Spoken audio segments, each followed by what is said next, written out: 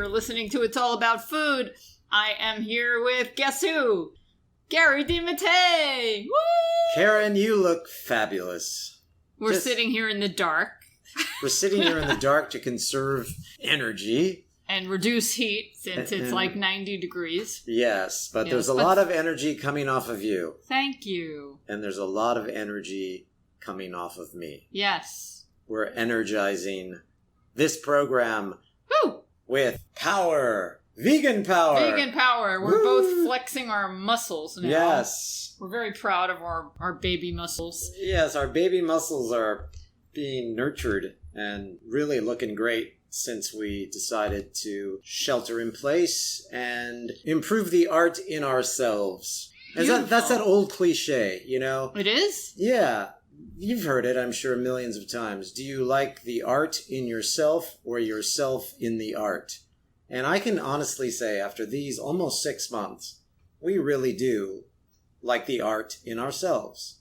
Yes. And so that's what we did when they shut the theaters and stopped all productions here in New York. We just went inside and worked on the art in ourselves. And put out our own shows in ourselves. In our bathtub. We did a series of bathtub videos. I don't know if any of you out there are receiving any of these video strings that people are sending now as birthday cards, but we've been getting a lot of requests, and so to participate, yeah, we've been doing these videos in our bathtubs.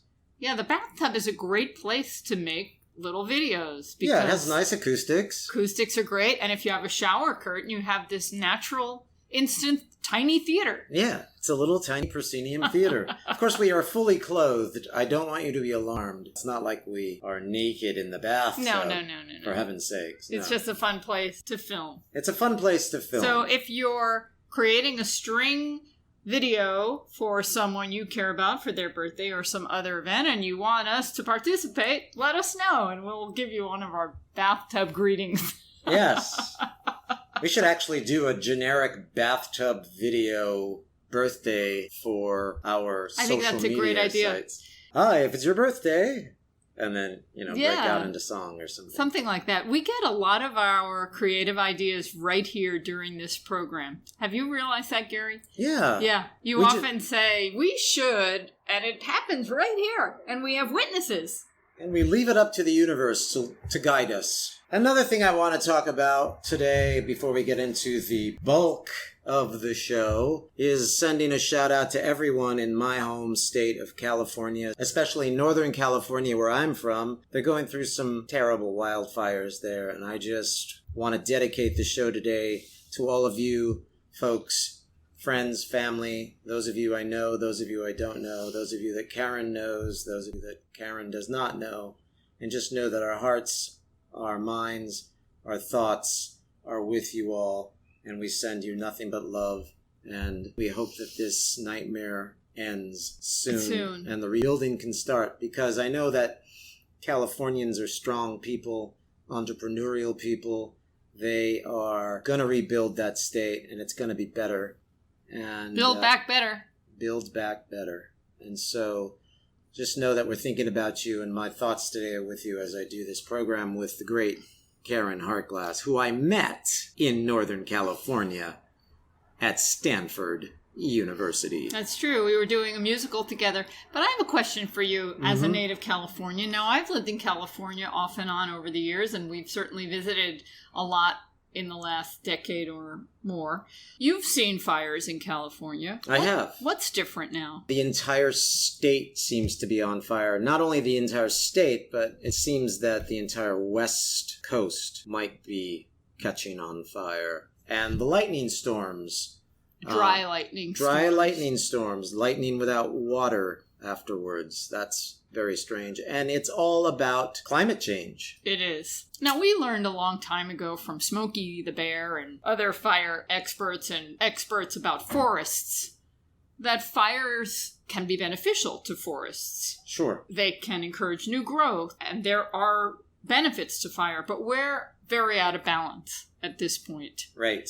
And the fires are very dangerous. And not just the fires burning everything in the area where the fire is, but the smoke. The smoke is covering many states at this point. And right. The air quality is terrible. I'm not an expert on the atmosphere and what this climate change phenomenon has done to the atmosphere, but I've read as much as I can possibly read. One of the things that can help restore our atmosphere is if we all go plant-based, adopt a vegan lifestyle. And so that's why we're here. And it can help.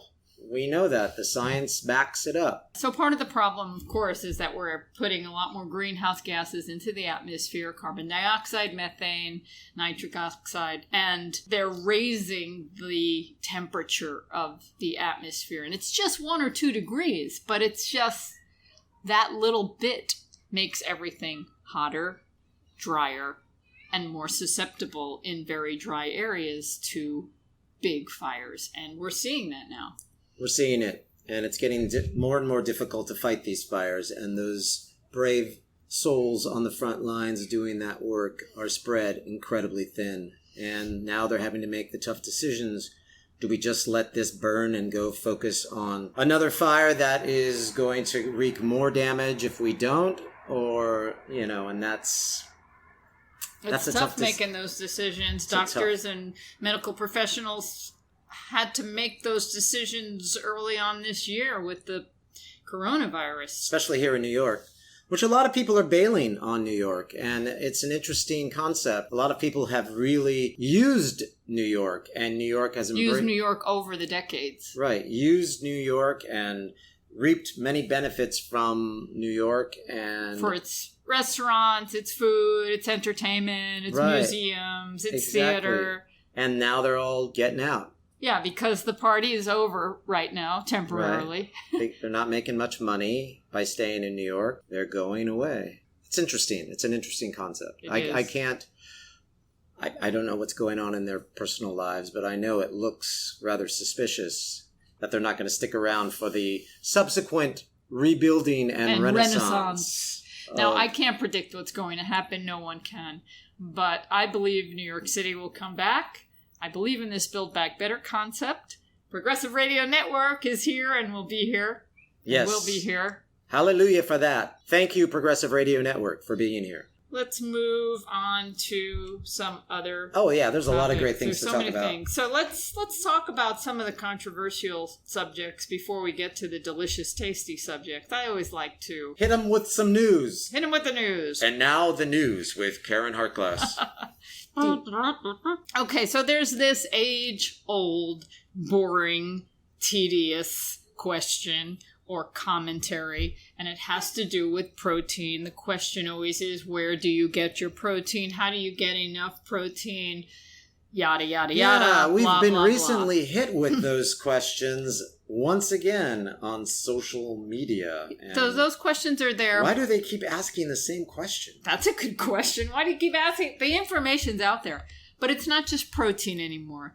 I think the masses who have been picking at vegetarians and vegans and people who believe in this healthy whole food thing and are trying to move away from industrial foods and toxins in our foods, etc., that mass who wants things to stay the same or stay in this realm that we've been manipulated to believe in, that we want to eat fast food and restaurant foods and foods, industrial foods, all that stuff.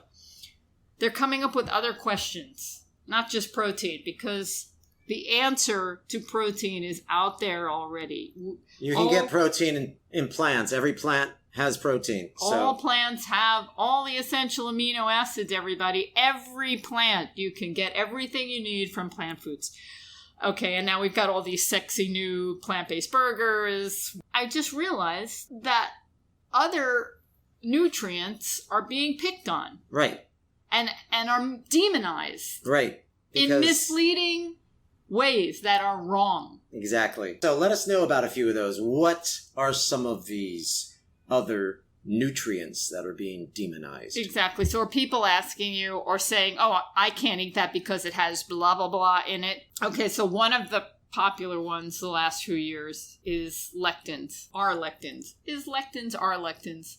Not one lectin, but many lectins. Many lectins. We're talking about lectins. Dr. Stephen Gundry wrote a book called The Plant Paradox. Dr. T. Colin Campbell and his son, Dr. Tom Campbell.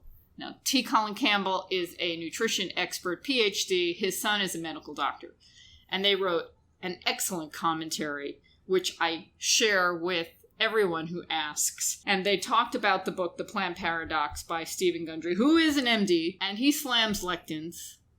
But if you go to his references, where they're supposed to support what he is saying in the book, and that's what T. Colin Campbell and his son Tom Campbell did in their commentary. They went to those references, they researched the references, and most of them either lead you to nonsense, bunk, made up stuff, misleading stuff.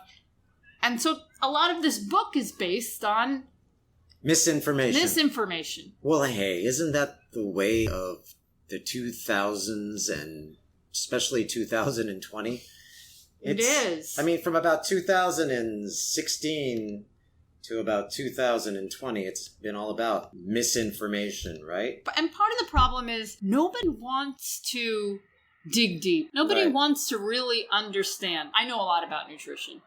What I do know is when I have a question about it, I know where to go to find the truth. I also think I'm pretty good if I read something and I go to the references and I read those references, I could make a pretty good determination whether the information is valid, misleading, not based on a big enough sample size. There are lots of different things that can determine whether you're going to put a lot of credibility into a study or not. But these studies that you're talking about now, that they trace them back to with respect to this book, are just out and out bunk. Bunk, fluff. Yeah, and just trying to get people to demonize plant-based lifestyles, which is how it started with, well, you can't do that. You won't get enough protein. You won't get enough protein. And you have to eat meat. And you have to kill animals. And you have to get the right kind of fat. You have to get animal fat. And all of this is nonsense. Here's the bottom line. No animals need to die for me to live.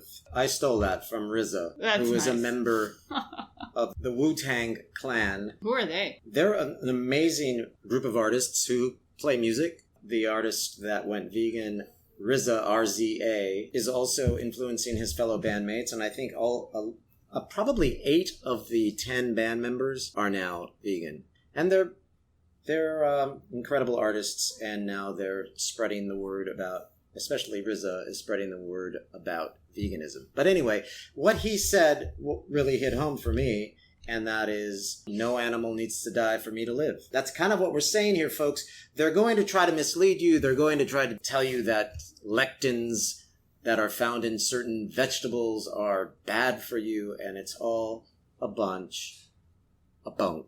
Bunch of bunk. Bunch of bunk. That's what we're trying to say. Now, there are many epidemiological studies. There are studies all over the world of people who consume beans and whole grains, and we've got the blue zones where people live the longest and the healthiest. And what are they eating? They're eating a plant, high-fiber diet with lots of beans and whole grains. So how is it that these foods can be toxic if the people who are consuming them are living long lives and with little or no chronic diseases? Ironic, because the animals that are consuming those same foods are being slaughtered and fed to humans, and they're not living long lives. Let's move on to why this conversation came up. We are trying to get in as much barbecue time as possible here at Responsible Eating and Living headquarters, because we don't have a barbecue pit. We have a griddle pan. Well, we have a terrace, but we're not allowed to cook outdoors. Right. We're not allowed to cook outdoors. We have a 2-sided griddle. One side has the raised grill marks, and the other side is just the flat pancake. It's a cast iron pan. Yeah. Very inexpensive. So we heat it up when it's 90 degrees outside. We heat it up inside, and we grill a bunch of veggies and tofu, and they're on the website. They're on the Responsible Eating and Living Facebook page, and they'll probably be on this page for the show today. We received some interesting comments from people, and one of them was, about lectins. What about the lectins? And that's changed from, well, what about, don't you get enough protein if you eat all those veggies? Aren't you worried you won't get enough protein? Lectins are now being villainized. So I like to do the math, and I always go to Dr. Furman's website, drfurman.com, and he writes that the number of grams of protein humans need in a day has been estimated at 0.8 grams per kilogram per day, which is about 36 grams of protein per 100 pounds of body weight. Now, let me just digress for a moment and say why in the United States we don't move over to the metric system, because we're talking about 36 grams, which is metric of protein, but we're still talking about 100 pounds of body weight. We should be talking about grams and kilograms of body weight, but I digress. Maybe one day. Maybe one day. But anyway, 36 grams of protein per 100 pounds of body weight. Now I am under 114 pounds. Some days I'm 112, 113. But let's say 114 pounds. I need 34.2 grams of protein every day. That's nothing. Right. That's like next to nothing. 200-pound person needs about 60 grams of protein. It is so easy to get that amount of protein from vegetables. 1 cup of beans gives you about 15 to 20 grams of protein. Bang!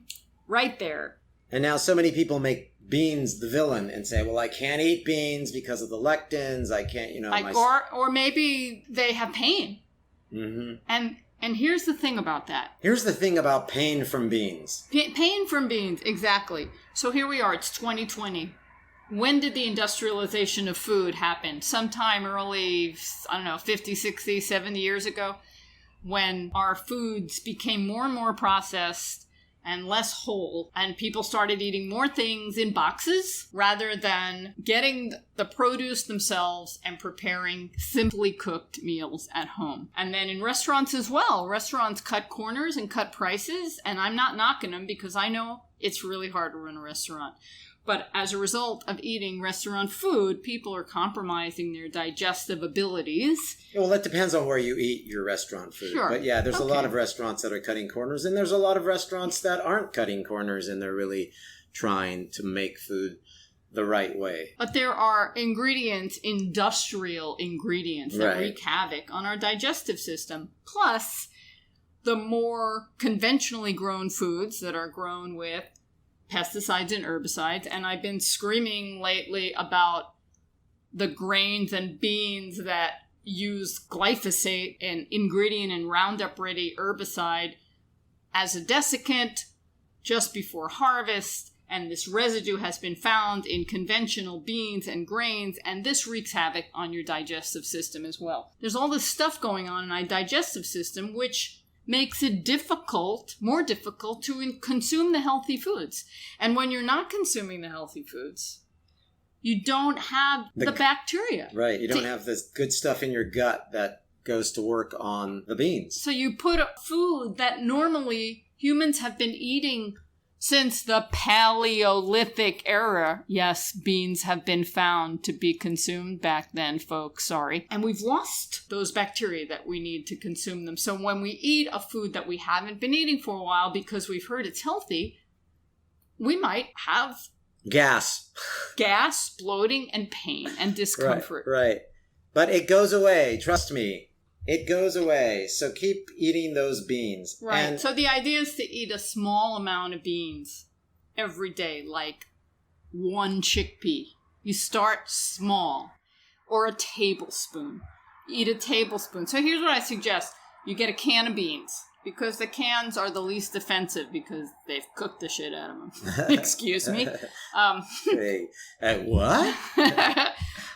You eat a tablespoon of them and see how you feel. If you're okay, great.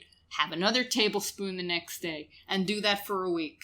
The next week, go to 2 tablespoons. Right. See how you feel. If it's too much, go back to a tablespoon and really teach your body how to digest those foods. I did it. It was great. And then it works, and it's beneficial because all the science out there says that people who eat lots of beans, they have lower risk of chronic disease, and they have great longevity. Well, we ate a lot of vegetables yesterday. Well, we eat a lot of vegetables every day. Some of the vegetables that we ate contain beans, like tofu. We had gorgeous tofu with gorgeous tofu. grill marks. Gary's the king of grill marks. And it was a lot of fun. The next couple of weeks, people are going to be out there barbecuing, hopefully not in Northern California, where the whole state apparently smells like one giant barbecue. And we were barbecuing indoors, and we went out to our terrace and had a great time. And we grilled some of these incredible little eggplants. They're called fairy tale eggplants. Fairy tale eggplant. They're adorable. And they were really lovely. They were. How did you prepare them, Gary? I just split them down the middle, put them on the cut side down on the grill first, and I put a little balsamic vinegar and yes, a couple of eyedroppers of olive oil, just so they wouldn't stick to the pan. I greased up the pan a little bit with some olive oil because that's the downside of a griddle pan is things stick to them if you don't grease them up a little bit. So I used a little tiny bit of olive oil, brushed the pan with it, let that kind of season the pan. And the other trick about a griddle pan, for those of you who enjoy cooking in 90-degree heat, enjoy indoor grilling during 90-degree heat with a high humidity, like me, I let the pan season and I let it heat up for quite a while, almost 10 minutes on a low heat, so it gets really hot. Screaming hot! And then I just cut the little fairy tale eggplant down the middle, and then I brushed them with a little balsamic vinegar and just grilled them very simply like that. It was great. Didn't salt them, didn't pepper them. They were fine, right? Yeah, they were so cute. And then we had zucchini, colorful bell peppers. You did basically the same thing with all of them, right? Brushed with a little balsamic. Brushed them with a little balsamic, a couple of eyedroppers of olive oil in there just to keep them from sticking. And the trick with tofu is that you just have to put it on the griddle and leave it there until it creates these grill marks. But what that does is that allows them to not stick. It's magic. Yeah. It's magic. Just leave them on long. You have to be patient. Yeah, you have to be patient. And you have to like the heat. The onions, I think they were my favorite. Yeah. Yeah, grilled, like caramelized onions. You had both yellow and red. Yes. And they are just so yummy, and you add them to everything and makes everything else yummy. Right, and I did a lot of extra. And so now we have them in the refrigerator, and you can make sandwiches out of them or wraps or whatever it is you like to do. Put them in a lettuce leaf, put them in a tortilla, put them in between two pieces of bread. And then we made a vegan pesto, but I call it my vegan non-oil aioli. So basically, it's basil with fresh garlic, cashews, water, and nutritional yeast. And you added a little kale. And I did. Just to stretch the basil a little bit, and to make it a little greener, I added some kale. Why not? Raw kale. It's so yummy. Yeah, and you put that in the refrigerator and let it chill. It's like a vegan mayo. We've talked a lot about pesto this summer aioli. Because pesto it's just a wonderful thing, I think, to have, especially in the summer when you're growing basil outside. And what that does is that kind of, when Labor Day does come around, you're okay to go into fall and autumn or whatever you prefer to call that season that comes after summer. You're okay not to have any more grilled vegetables. You want to start now baking things and making ratatouilles and soups and squash chili and big pots of beans and things like that. Those big squashes. Right. The curry squash. Right. Acorn and butternut. Yeah, when the harvest starts to really come in and you start seeing pumpkins and squashes and you stuff them and bake them. So we wanted to get in our last couple of weeks of summer cooking, and yesterday was a big celebration day for that. And also in the celebration department, we are celebrating getting out on our bikes. Yeah, we have not been on a bike ride for a long time. Well, I brought my bicycle to my mother's house. Right, but as far as in the city of New York, we were two New Yorkers riding our bikes down the streets of New York City, heading to a park, the Corona Park. The Flushing Meadow Corona Park. Flushing Meadow Corona Park during coronavirus. Yeah. And it was very cool to do that. We had a good time. And hats off to you for actually riding your bike on the street. Thank you. I have a lot of fear, folks, riding on the city streets because I don't trust any of people in cars here in the city. But we took the bike lanes, and it was okay, right? It was. We had a good time. And the really cool thing was, or I guess it was kind of eerie, is we drove by the U.S. Open tennis tournament, which is now going on, and we heard the matches going on, and of course, no applause because there were no spectators in the stands, and that was kind of eerie. It was. You could hear the ball.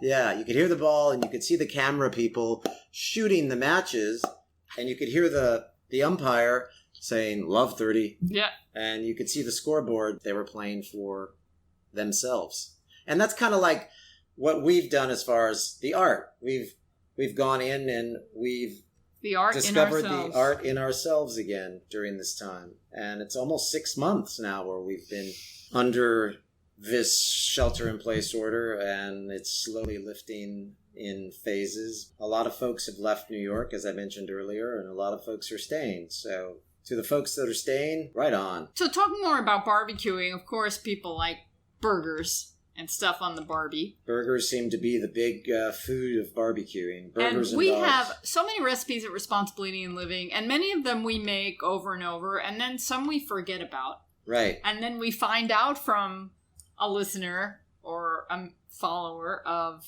our nonprofit Responsible Eating and Living, and they've made one of our recipes that we forgot about. And what was the recipe that they made? Our lentil burger recipe. That's a great burger. It's a great burger, and they told us it was like the best of the veggie burgers that they have made. Our friends Jay and Vance in Northern California, who have had to evacuate, before the evacuation, made our lentil burger and said they loved it. Right, which is exciting. So this lentil burger is made with lentils, brown lentils. Right. Wild rice, like either a red rice, a black rice, or a mix of rices. It could also be made with brown rice if you want. I'm always making variations, themes and variation, but some whole grain. And then it has some herbs and spices. We like putting beet powder in this to give it a little color. Onion powder, turmeric, garlic. We put summer savory in it because we were making it in the summer. And then it has raw almonds, ground flax seeds, onion, carrots, celery. And then... It's a great burger. It is. We also add a little miso in it, which is optional, but it gives it just another dimension of flavor. And some flour, which could be a gluten-free flour or wheat flour either. But it's a great burger. It's a great burger. And the reason we wanted to add the beet powder and the red rice and things of that nature was because a lot of people want it to look like a flesh burger. Yeah, right? bloody flesh burger. And this was before the Beyond Burger hit its peak in popularity. So we were making these in our kitchen at Responsible Eating and Living because we believe in the bean burgers. Again, with the beans. But like when we go to a restaurant that specializes in plant-based burgers, we always like to get the bean burger as opposed to the Beyond Burger or the Impossible Burger, because they're tastier and they're better for you, and they're whole foods that go to work immediately. They're not something that you feel in your gut. And that's the thing. I mean, some of these folks who say they can't handle beans in their gut because it gives them pain, whenever I eat a Beyond Burger, it gives me this incredible pain. It's like it's hit my stomach, and it gives me terrible gas. So I think if you do what Caryn said and just, start with 1 tablespoon or 1 bean a day, you can get your gut back to reviving itself and putting some good bugs in there, and it'll go to work like it's supposed to, because these strange exotic things that they're putting in these plant-based burgers now are wreaking havoc on your gut in other ways. I'm glad you brought that up. I remember, I've been vegan for 32 years and vegetarian for longer. I stopped eating meat at 15 years old. But before that, I used to get Big Mac burgers at McDonald's. Sure. It took a while to connect the dots, but I would eat a Big Mac and then feel sick. Yeah. And then go on with my day. And then I would eat another Big Mac at another time and then feel sick. And the Big Mac wasn't just the only thing you ate. You ate the fries and you ate the shake. Probably. And now I'm thinking there are processed foods, and some of them may be plant-based, but what they contain are these isolates. Right. So soy isolate, and now there's pea protein isolate, which we think might be healthier than soy protein isolate, but who knows? We just don't have enough research. So I'm really wary of these highly processed foods. Another one is whey protein isolate. Whey. W-H-E-Y. W-H-E-Y. Little Miss Muffet sat in her tuffet eating her curds and whey. And that's found in a lot of protein powders. Protein powder. So I'm bringing it back. Again with the protein. Again with the protein. And I see a lot of posts on social media where people ask, in a lot of vegan circles, what kind of protein powder should I get? What do you recommend? And my response always is, why? Yeah. Why do you think you need protein powder? Do you use a protein powder? Again, I'm asking you out there. Do you? Why? Because they don't feel they're getting enough protein. And then the question is why? Because you're tired? Because you don't have enough energy? Okay. Because they want to bulk up, maybe when they work out. They want their muscles to get bigger than Arnold Schwarzenegger's. Yeah. So my point is, we don't need protein powder. There may be some people who have very serious health conditions and are not able to get enough food and calories and protein, and maybe a smoothie with some protein powder may help them in a short period of time. But for the most of us, a whole food plant diet will give you all the protein you need. Even if you're a super athlete, you just need to consume more calories. You're just chewing more. Yeah, I mean, we're really, we're making a desperate cry to all of you out there if you have any doubts about the benefits of this lifestyle. It's all a win-win. You're not only improving your own health, you're improving the health of the planet, and obviously you're improving the health of the animals who are bred for life on a factory farm, which is a death sentence. I don't even know why we're even having this discussion anymore, but we still have to have it, and we'll still keep having it until we're hopefully until we're long gone. These podcasts will still be available online somewhere. Well, I bring it up because I see my friends posting different products that they're using that they're excited about. And then I go and look at them and I read the label. Because you care about your friends and you don't want them to get sicker. Yes. So I'm talking about whey. Whey. W-H-E-Y. And whey is the liquid that remains after milk has been curdled and strained. It's a byproduct of making cheese, and it has many commercial uses. So some people got smart because whey is a waste product when making cheese. And they found things to put it in and sell to people and market it like it's something we need. Sure. But we don't need it. No. And it's not healthy. One of the things that whey has that we don't want in it, IGF-1. Now, IGF-1. IGF-1. IGF-1. Yeah, IGF-1. IGF-1. It doesn't even sound... it sounds terrible. What is in IGF-1? IGF-1 is insulin-like growth factor. And it's really important. It's especially important for children because it's a growth promoter. And we want our children to grow into healthy adults.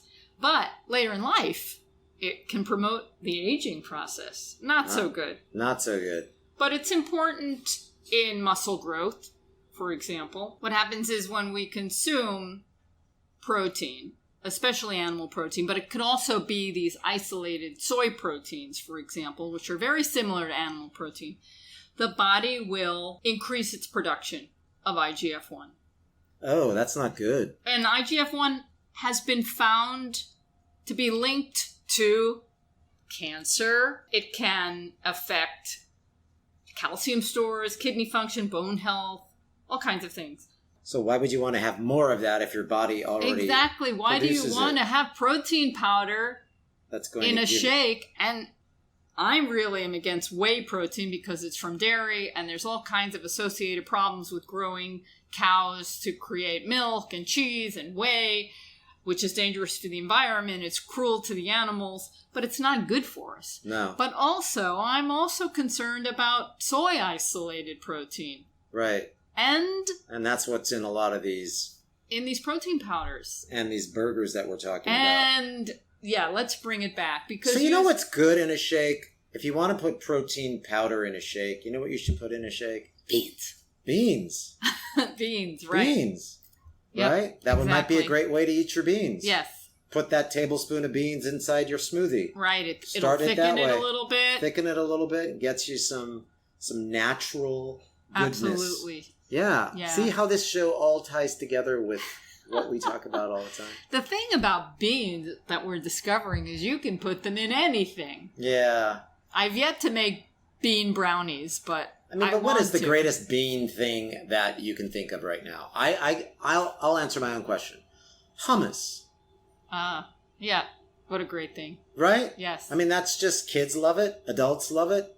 Most people love hummus. Okay, but please make it yourself and don't buy those crummy hummuses out there that have soy oils and are not organic. Right. And have preservatives in them. Just make it and eat it. It's so easy to make, and we have a lot of great recipes. And it'll turn you on to something that I had not known about until I became a vegan about, how many years ago? A long time ago, Gary. About 14 years ago now. And that is tahini. Oh my goodness. I don't know how I lived without tahini. I don't know how I lived without falafel. I don't know how I lived without tahini and falafel and hummus. I didn't start eating hummus till I turned vegan. Wow. I was missing out. Great stuff. What's heartbreaking to me is some of our friends and family and colleagues who want to lose weight. They want to get healthy. And they still want to enjoy some of the products they love. And what happens is they go towards these manufactured foods, the stuff in boxes that may be, it depends on the decade. Could be low fat, could be low carb, could be low this and that. But to make the product do what they want to do, it has to have some sort of industrial ingredients, which are not good for us. So, for example, there's a company called Devotion Nutrition, and they're making a lot of these whey protein isolate products. So they have something called Buttery Blend, and you can make donuts with it and bagels with it. And I just ask you, read the ingredients, please. This one product, whey protein isolate, micellar casein, medium chain triglyceride powder, fiber blend, which is cellulose, carrageenan, and xanthan gum. Why? Well, you get fiber in plant foods. You don't need some cellulose in your food. And then there's natural and artificial flavors. Right. That should be a big red flag. Natural flavors, folks, are not natural. We've talked about this on this show. Just type it up. FDA, natural flavors. You can read about it. It's scary what they approve. And then artificial flavors, okay, we know they're artificial, and they're even worse. And then there's one more thing in here, something called digestive enzymes. And so a lot of paleo people take digestive enzymes. And the thing is, we don't need to take digestive enzymes if we're eating a healthy, whole food, plant diet. Our body has all the digestive enzymes we need. But maybe we're not feeling too good when we're on one of these high animal paleo kind of diets. And digestive enzymes make us feel better because we're not eating the right things. It all comes back to that. You had me at casein. I wouldn't buy any product that had casein in it, nor would I buy a product with whey. So I just want to say, no whey to whey. Thank you. No whey to whey. No way to whey. While we're on the subject of dairy products, yes, I just want to give a big congratulatory shout out to Miyoko's. Miyoko! Woo! The Miyoko company has been fighting with the state of California, which came after her company for using the word butter. Right. On her vegan butter products. Right. And she just posted this a day or so ago. I want to read it. Victory! Our use of the word butter has been deemed to merit First Amendment protection, according to the United States District Court, Northern District of California, in their ruling of our motion for preliminary injunction. The ruling states that we can also use the terms cruelty-free and lactose-free. although not hormone-free or revolutionizing dairy with plants. Wow, congratulations. Yes, so they can say it's cruelty-free. They can't say revolutionizing dairy with plants, but okay, that's a fine compromise. And congratulations to Miyoko and all of her people out there in California. I hope they are safe. Vegan butter. We can say it. Vegan butter. We can say it. We can eat it. We can buy it. And we make vegan butter on occasion for special occasions, right? We do. We make it, and we found the recipe in Miyoko's pantry cookbook. Yes. Yeah. Well, while we're on the subject of hormones, did you know, Caryn, that a study finds vegan men don't have lower testosterone levels than meat eaters? What? This was an August 24th, 2020 study. A new study could dispel the stereotype that real men eat meat, as the findings revealed no difference between the testosterone levels of the vegans and meat eaters. There is a misconception out there, held by many, that eating meat is manly and swapping sausages for soy will lead to a drop in testosterone, a myth that dissuades many men from going vegan. Well, I could read on, but why? You could just Google it and find it on all of the top veg sites. But I think that's a pretty awesome study. While we're on the subject of hormones, I know that since I've gone vegan, I have absolutely had no drop in my manliness. You get manlier every day. Exactly. Yep. What I'm trying to say is, if anything, eating meat kind of shuts down the manliness. The Game Changers. They showed us that. As did What the Health, as did all of these other films that turned so many people on to going vegan. And turned so many people on to going vegan because the turn on was a lot better than when you were eating meat. And I'm talking about the sexual turn on. Okay. But some of these studies are really, you have to dig deep, as you say, and these are all backed by science. Backed by science. Yeah. And we have to be careful about science.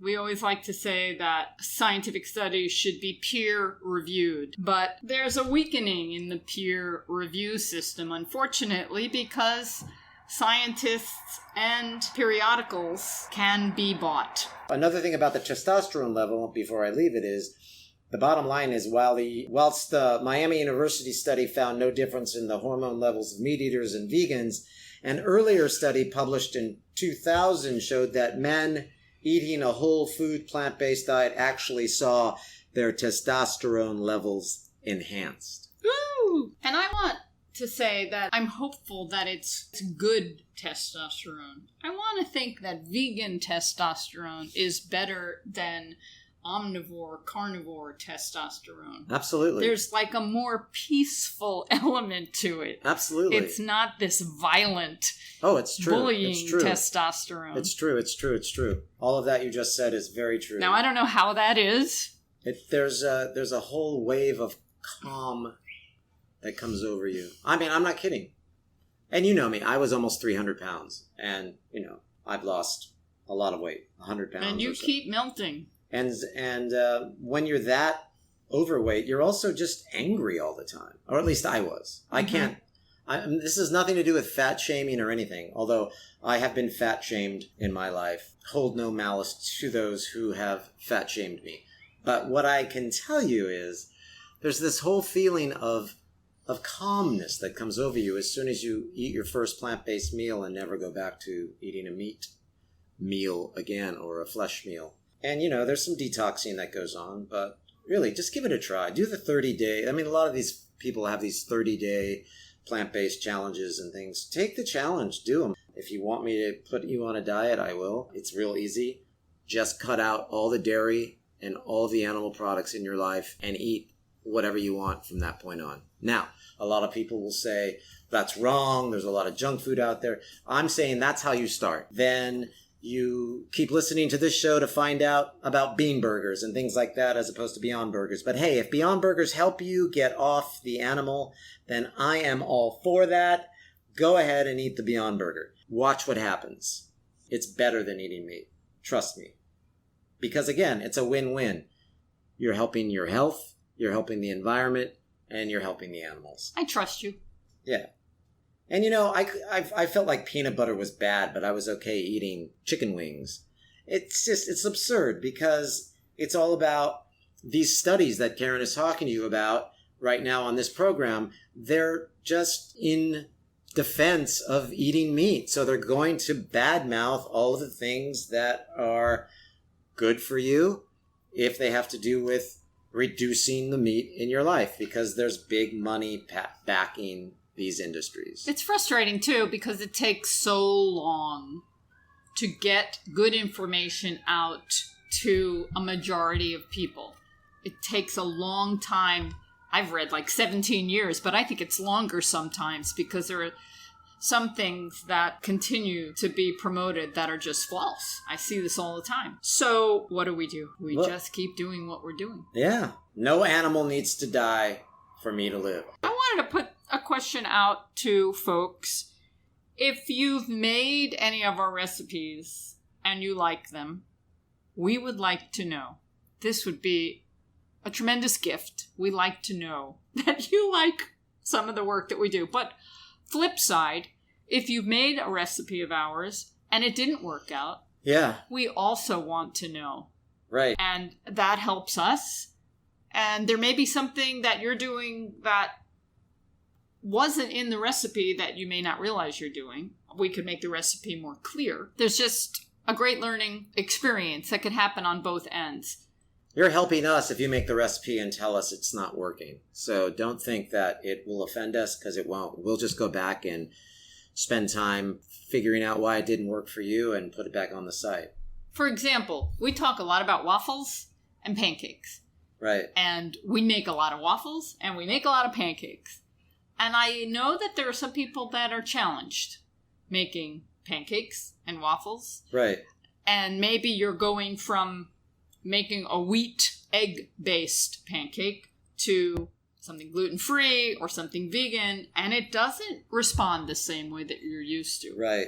There is a certain amount of practice and skill, I think, that's required. Also having the right tools. And one of the things I found about making, switching from wheat products like pancakes and waffles to gluten-free products was that you have to cook the gluten-free product a lot longer. And a lot of people are used to just throwing the pancake batter on the griddle, and then when they see the bubbles, they flip it. We found that it takes a little longer than that. The batters are a little more finicky. Right. So they don't have that egg protein that solidifies very quickly. Yeah, and I know a lot of people think that what we do at Responsible Eating and Living is great work, and then there are those that think what we do here is just ridiculous because we spend so much time doing it. And, we know that you have full and active lives, you're raising families, you're busy, and you're looking for that 30-minute meal. So I'm always timing myself when I make a dinner in the kitchen now. It takes me, for the most part, about 30 minutes to make a full-blown meal from top to bottom, unless I'm grilling indoors. And then I need a bigger grill in order for it to take longer. But the main bulk of the time is in the prep work. And then once you put it on the grill or you stick it in the oven, I consider that the watch is stopped. So it takes about 30 minutes for me from top to bottom to get everything ready to go and thrown in the oven or put in the pot. And sometimes for the complete meal, most of the time, it's just about 30 minutes. But part of that is your skill, because you know how to cut and chop efficiently. Right. And for people that are just starting out, that is difficult to do. We were watching that film. What was it called? The Elephant and the Butterfly? Oh, great film. It's a film, it's in French. It's from Belgium. Right. It was a really lovely story. But there's a scene where the dad, who has a 5-year-old daughter, but she doesn't know that he's her dad. It's one of those stories. Don't want to give it away. But he's showing her how to use he's showing her how to use a chef's knife. It's really beautiful. So you can teach a 5-year-old how to use a chef's knife. Now, a chef's knife can be dangerous. It's a weapon. Yeah. You have to know how to hold it and use it properly. Right. So a lot of this that we're talking about with prepping of food and the whole discussion of wanting to go to a restaurant to get your meals and braving the coronavirus to do so, as opposed to those who are staying home and cooking all of their meals like Caryn and I. Yes, it's part of our work. It's part of responsibility and living to keep bringing recipes to you good people out there.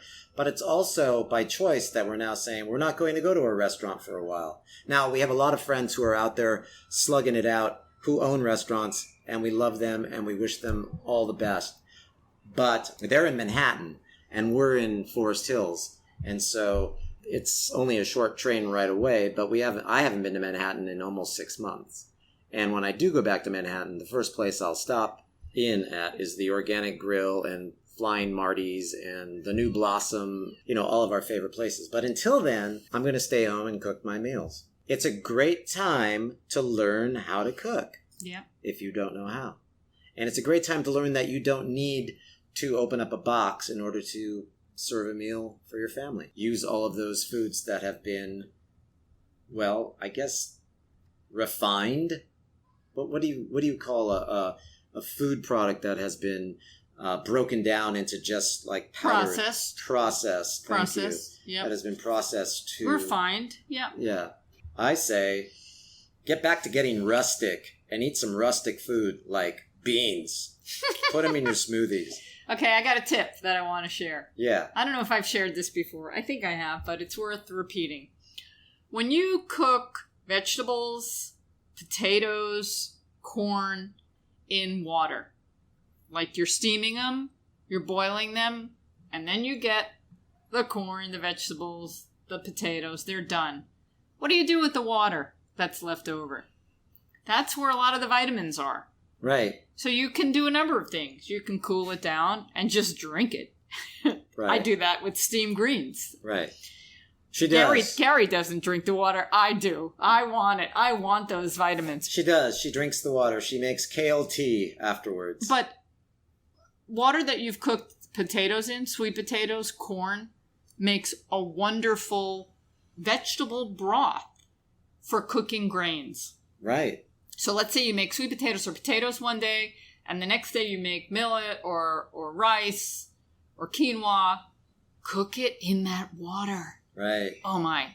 It just gives it such a delicate, lovely flavor. Sweet potato water is really fun to cook in. Make sure you scrub your sweet potatoes very clean. Yeah, we're talking about... Only use organic. Organic. When you're doing this, we're talking about organic, not the conventional produce, which has a lot of pesticides and herbicides, but the organic stuff.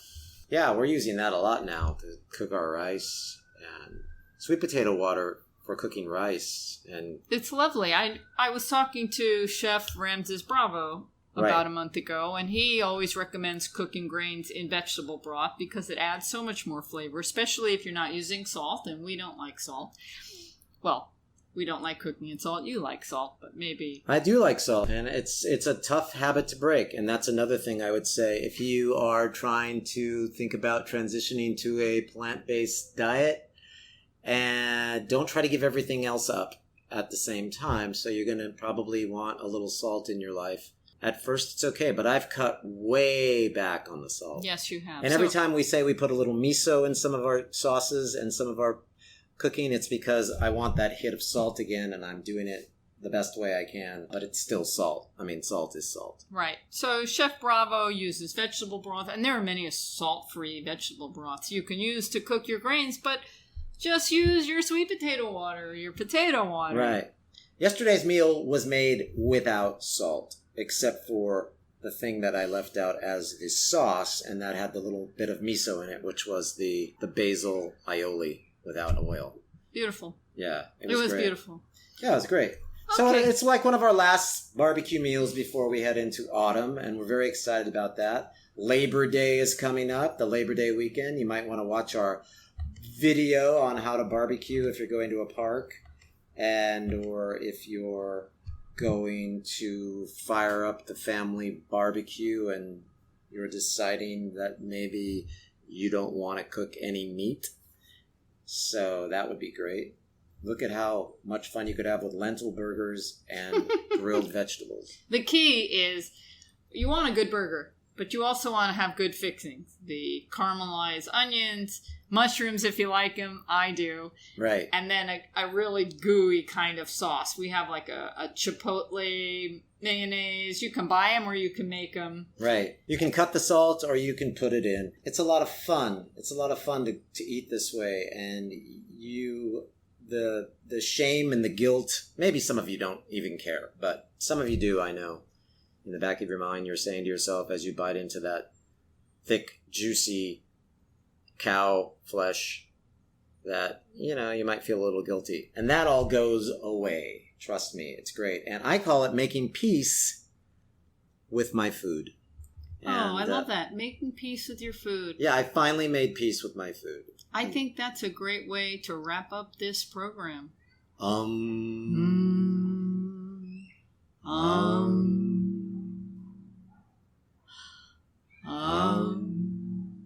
I'm Caryn Hartglass, and I'm with Gary D. Mattei, and we have made peace with our food. And we want you... I would go to Peace Food, too, when I went back to Manhattan. We would go to Peace Food, yeah. That's a great restaurant.